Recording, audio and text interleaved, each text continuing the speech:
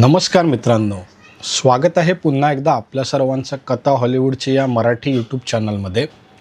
आणि मित्रांनो, आपण या चॅनलवर यूट्यूबच्या मूवीविषयी चर्चा करतो आणि ते पण विदाऊट स्पॉइलर. सुमारे 8 दिवसापूर्वी ओडिसी या मूवीचा ट्रेलर रिलीज झाला आहे आणि आज आपण ह्या ट्रेलरबद्दलच चर्चा करणार आहोत.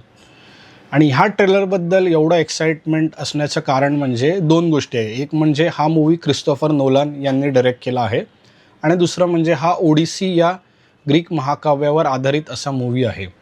सगळ्यात पहिलं तर क्रिस्टोफर नोलन जे माझे एक फेवरेट असे डायरेक्टर आहेत आणि त्यांची खासियत म्हणजे मोस्ट ऑफ द त्यांच्या मूवीमध्ये ते ॲक्च्युली प्रॅक्टिकल इफेक्ट्सचा यूज करतात. म्हणजे CGI किंवा कम्प्युटर जनरेटेड ग्राफिक्स याचा उपयोग न करता ॲक्च्युली एखादा सीन इन कॅमेरा कसा शूट करू शकतो ते त्याचा प्रयत्न करतात. आणि स्पेशली ओडिसी या अशा ओल्ड अशा महाकाव्यावर ते कसे शूट करणार आहेत हे बघण्यासाठी मी स्वतः खूप एक्सायटेड आहे. आणि दुसरं म्हणजे ओडिसी. जसं तुम्हाला माहिती आहे की आपल्याकडे महाभारत आणि रामायण ही महाकाव्य आहेत, तशीच ग्रीक मायथॉलॉजी म्हणजे ग्रीक साहित्यामध्ये ओडिसी आणि इलियाड ही 2 महाकाव्य आहेत. यातला पहिला भाग म्हणजे इलियाड, ज्याच्यामध्ये ट्रॉयचं युद्ध दाखवलेलं आहे. ट्रॉयचं युद्ध हे सुमारे 10 वर्ष चाललेलं असतं आणि त्याच्यानंतर जेव्हा ते ट्रॉयचं युद्ध जिंकतात, म्हणजे घोड्यात बसून ज्यावेळेला ते ट्रॉय शहरात प्रवेश करतात, मग युद्ध जिंकतात आणि त्यावेळेला ओडिशियस जो एक ग्रीक आर्मीमधला सैनिक असतो तो त्याच्या परत घरी जाताना त्याला कुठच्या संकटांचा सामना करायला लागतो हे आपल्याला ओडिसीमध्ये दिसतं. म्हणजे ट्रॉयच्या युद्धामध्ये त्याने सुमारे 10 वर्ष घालवलेली असतात आणि त्याच्यानंतर पुन्हा त्याला घरी जायला येणाऱ्या संकटांमुळे कशी 10 वर्ष लागतात हे ओडिसीमध्ये दाखवलेलं आहे. आपण या व्हिडिओमध्ये याच्याबद्दलच चर्चा करणार आहोत आणि ते पण विदाऊट एनी स्पॉइलर देता.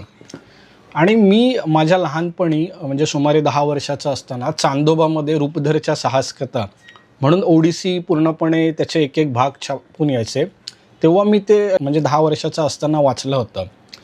आणि यामध्ये त्यांनी एकदम डिटेलमध्ये म्हणजे त्याच्या जर्नीचा एक एक जो पार्ट आहे तो एकदम डिटेलमध्ये दाखवलेला होता आणि मला ते अजूनही आठवतं आहे. व्हिडिओमध्ये आपण विदाऊट स्पॉइलर देता या ट्रेलरचा ब्रेक थ्रू बघणार आहोत आणि काही इंटरेस्टिंग फॅक्ट आहेत जे मी तुमच्याबरोबर इकडे शेअर करणार आहे. तर मित्रांनो, जसं मी सांगितलं, इलियाड आणि ओडिसी ही ग्रीक महाकाव्य प्रसिद्ध ग्रीक कवी होमर याने लिहिलेली आहेत.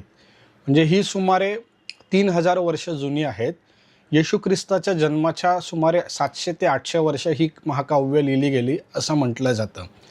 तर ह्याचा पहिला भाग जो इलियाडा आहे की ज्यामध्ये ग्रीक सैन्य हे ट्रॉय म्हणजे ट्रोजन वॉरसाठी निघतं. म्हणजे ट्रॉय या नगरावर ते हल्ला करतात. मात्र ट्रॉय शहराला असलेल्या भव्य अशा तटबंदीमुळे त्यांना त्या शहराच्या आतमध्ये घुसणं शक्य होत नसतं. मग अशा वेळेला ते एक युक्ती लढवतात, एक लाकडी घोडा बनवतात आणि ज्याच्यामध्ये पूर्णपणे ग्रीकचं सैन्य लपून बसतं आणि ते आतल्या ट्रॉयमधल्या लोकांना असं दाखवतात की आम्ही युद्ध सोडून परत आमच्या मायभूमीला परत गेलो आहोत. मग काही दिवसांनी जे आत शहरातले लोक असतात त्यांना वाटतं की हे सैनिक युद्ध सोडून गेले आहेत आणि त्यांनी आपल्यासाठी गिफ्ट म्हणून हा घोडा ठेवलेला आहे. मात्र काही लोकांचं असं म्हणणं असतं की हा घोडा तुम्ही आत घेऊ नका, हा एक शाप असू शकतो किंवा याच्यामुळे आपल्यावर काही चॅलेंज येऊ शकतात किंवा याच्या आतमध्ये सैनिक लपून बसलेले असतील. मात्र ट्रॉयमधले लोकांना ते पटत नाही आणि ते तो घोडा आतमध्ये घेऊन येतात आणि त्यांच्या देवीच्या मूर्तीसमोर ठेवून देतात. मग रात्री ह्यामध्ये घोड्यामध्ये लपलेलं सैन्य असतं ते पूर्णपणे बाहेर येतं आणि आतून तोचा दरवाजा फोडतात आणि मग पूर्णपणे बाहेर तटबंदीच्या बाहेर लपलेलं जे ग्रीकचं सैन्य असतं ते पूर्णपणे ट्रॉय या शहरात प्रवेश करतं आणि पूर्णपणे ट्रॉय शहराला जिंकून घेतात. हे युद्ध सुमारे 10 वर्ष चाललेलं असतं. म्हणजे सुमारे 10 वर्ष ते तटबंदी फोडायचा प्रयत्न करत असतात. मात्र त्या घोड्याच्या म्हणजे ट्रोजन हॉर्सच्या युक्तीने ते या सैन्यात प्रवेश करतात. म्हणजे ट्रॉयची भिंत ही कधीच बाहेरून फुटली गेलेली नव्हती. मात्र एका क्लुप्तीमुळे आणि त्यांनी वापरलेल्या गनिमी काव्यामुळे आत सैन्य म्हणजे ग्रीकचं म्हणजे शत्रू सैन्य आतमध्ये घुसलं आणि त्यांना ती भिंत उघडता आली आणि मग पूर्णपणे ट्रॉयचा पडाव झाला. त्यामुळेच तुम्ही बघितलं असेल तर कम्प्युटरमध्ये एक ट्रोजन हॉर्स असा एक व्हायरस यायचा की जो तुमच्या पहिल्या सिस्टीममध्ये एंटर करायचा आणि मग आतून तुमची सिस्टीम करप्ट करायचा. त्यावरूनच ट्रोजन हॉर्स हा शब्द प्रचलित झाला आहे. अशा रीतीने मग ट्रॉयचं शहर जिंकल्यावर ग्रीक सैन्य पुन्हा त्यांच्या मायदेशी जायला निघतं आणि त्यातलाच एक ग्रीक सैनिक म्हणजे एक सरदार असतो जो आहे ओडिसी. आणि हा ओडिसी जेव्हा त्याच्या घरी परत जातो तर त्यावेळेला त्याला रस्त्यात कुठच्या संकटांचा सामना करायला लागतो. म्हणजे समुद्र मार्गाने हा जेव्हा प्रवास करत असतो त्यावेळेला त्याच्यावर कुठची संकट येतात हे ओडिसी या चित्रपटात दाखवलं आहे. म्हणजे जी ओडिसीची पूर्णपणे अशी कथा आहे. आता आपण या ट्रेलरचा ब्रेकडाऊन बघूया. तर जसं आपण बघतो ट्रेलरच्या सुरुवातीलाच आपल्याला एक ट्रॅकिंग शॉट दिसतो ज्यामध्ये सैनिकांची थडगी दाखवलेली आहेत. म्हणजे सैनिकांचं शिरस्त्राण, त्यांच्या तलवारी ठेवलेल्या आहेत. म्हणजे हा क्रिस्टोफर नोलान यांचा सिग्नेचर असा शॉट आहे. जर तुम्ही प्रेस्टीज हा मूवी बघितला असाल तर त्याच्यात पण हॅटचा असाच एक सीन आहे. जर आपण डंकर्क मूवी बघितला असेल तर त्याच्यात पण सैनिकांच्या शिरस्त्राणाचा असाच एक सीन आपल्याला बघायला मिळतो. नंतर पुढच्या काही क्षणात आपण बघितलं तर आपल्याला दिसतं की ओडिसीस एका जनरल समोर नतमस्तक होतो आहे. जो एका विशिष्ट प्रकारच्या शिरस्त्राणामध्ये पेहरावामध्ये जो दाखवलेला आहे तो एक जनरल असू शकतो. आणि याच्यानंतर आपल्याला बॅकग्राऊंडमध्ये एक डायलॉग ऐकायला येतो, after years of war no one could stand between my men and home, not even me. तर याचा अर्थ असा दाखवला आहे की इतक्या वर्ष चाललेल्या युद्धानंतर माझ्या लोकांमध्ये आणि घरांमध्ये कोणीही येऊ शकत नाही, म्हणजे मी सुद्धा येऊ शकत नाही. म्हणजे यावरून आपल्याला कळतं की इकडे ओडिसीसची त्याच्या घरी परत जायची जर्नी चालू होते. आणि जर आपण बघितलं तर इकडे आपल्याला ॲना हॅथवे दाखवली आहे. म्हणजे त्याने पेनेपिलाज म्हणजे ओडिसीसच्या बायकोचं कॅरेक्टर साकारलेलं आहे. आणि नंतर इकडे आपल्याला टॉम हॅलंड दिसतो ज्याने ओडिसीसच्या मुलाचं म्हणजे टेलेमाचसचं कॅरेक्टर साकारलेलं आहे. तर इकडून ओडिसीसची समुद्री यात्रा त्याच्या घरासाठी सुरू होते. आणि इकडे एक सीन आहे ज्यामध्ये जहाजावर ओडिसीस एकटाच उभा आहे आणि बॅकग्राऊंडला पूर्णपणे ब्लू लाईट आहे आणि त्याच्या चेहऱ्यावर फक्त ऑरेंज कलरची लाईट दाखवली आहे. म्हणजे हा सीन शूट करायला एवढा डिफिकल्ट आहे की जर आपण बघितलं ती ऑरेंज लाईट फक्त त्याच्या चेहऱ्यावर आहे. म्हणजे बॅकग्राऊंडला आपल्याला लाईटचा कुठेही स्पिल दिसत नाही. आणि तसेच पुढे चालत असलेली समुद्री यात्रा आपल्याला इकडे बघायला मिळते. नंतर जर आपण पुढे बघितलं तर आपल्याला लाकडी घोडा समुद्र तटावर उभा असलेला दिसतो आणि काही सैनिक त्याला खेचत असतात. म्हणजे ह्या सीनची जी क्लॅरिटी आहे म्हणजे आयमॅक्स कॅमेऱ्याची क्लॅरिटी कुठच्या लेवलची आहे ती आपल्याला पर्टिक्युलरली ह्या सीनमध्ये बघायला मिळेल. म्हणजे मी स्वतः खूप एक्सायटेड आहे की आयमॅक्सच्या जेव्हा स्क्रीनवर हा मूवी बघू तेव्हा ह्या सीनचा कसा इम्पॅक्ट असेल ते. नंतर आपण बघितलं तर घोड्याच्या आतमधले काही लपलेले सैनिक आहेत आणि ज्यांना तलवारीने वरून वारत असतात. मग आतले लोक त्याचं तोंड दाबायचा प्रयत्न करत असतात जेणेकरून त्याचा आवाज बाहेर जाणार नाही. आणि मगाशी मी जी तुम्हाला ट्रॉयच्या घोड्याची कथा सांगितली ती हीच कथा आहे. आणि लास्ट टाइम जसं मी सांगितलं होतं अवतारच्या मध्ये ओडिसीचा एक ट्रेलर दाखवला आहे. म्हणजे जो वेगळा थिएटिकल ट्रेलर आहे की ज्याच्यामध्ये हा ट्रॉयची भिंत तोडतानाचा सीन एकदम मस्त असा दाखवला आहे.